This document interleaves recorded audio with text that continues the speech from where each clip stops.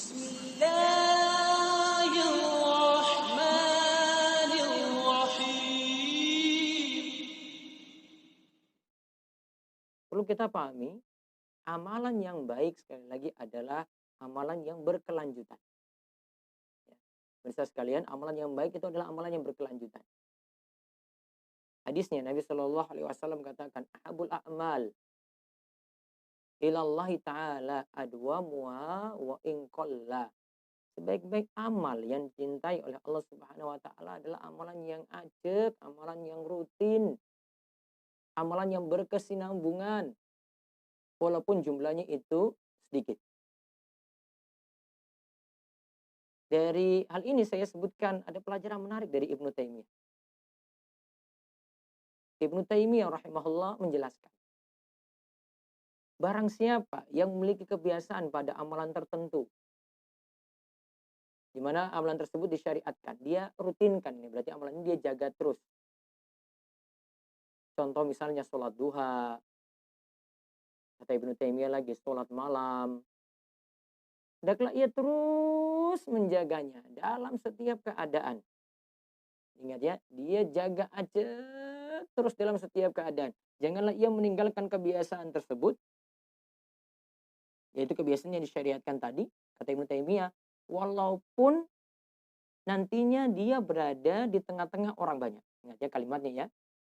Walaupun nantinya, ini sudah jadi kebiasaan dia ini ya, dia berada di tengah-tengah orang banyak atau ada orang lain gitu. Terus Ibnu Taimiyah ingatkan, karena Allah yang mengetahui keadaan hatinya. Bahwa ia melakukan karena Allah secara tersembunyi tadi. Dan Allah tahu bagaimana ia berusaha ingin selamat dari riya dan ingin menjaga segala hal yang dapat merusak keikhlasannya. Allah tahu itu. Maka disuruh tetap jaga. Karena tadi dia lakukan sembunyi-sembunyi, kemudian di tengah orang banyak gitu ya. Dia tetap harus jaga keikhlasannya juga tetap lakukan. Kemudian Ibnu Taimiyah menukil perkataan dari Al-Fudail bin Iyad. Tarkul amali li ajlin nas riya'un. Wal amalu li ajlin nasi syirkun. Meninggalkan amalan karena manusia termasuk riya.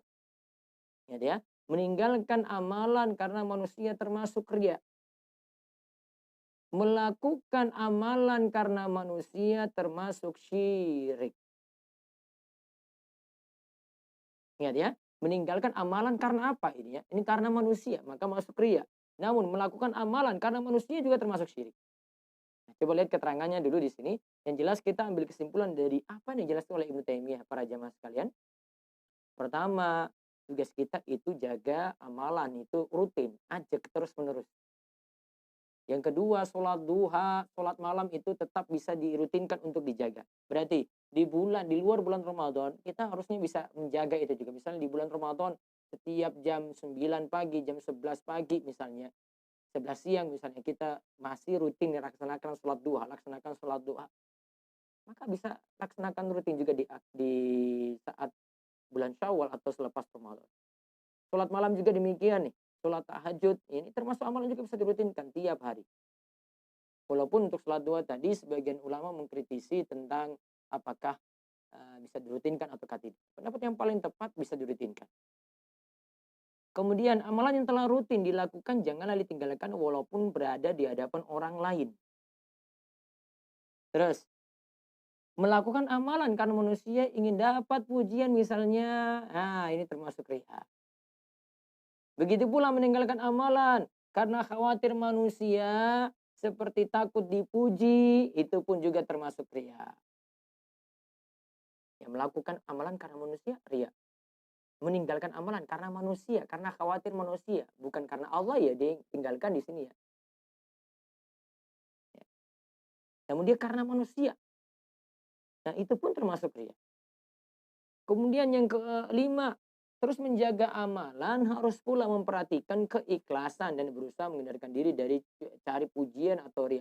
Jadi kita walaupun dikatakan oleh Ibnu Taimiyah tadi tetap jaga tadi ya, amalan tersebut walaupun di hadapan orang lain, di hadapan orang banyak, tetap keikhlasan itu butuh kita jaga.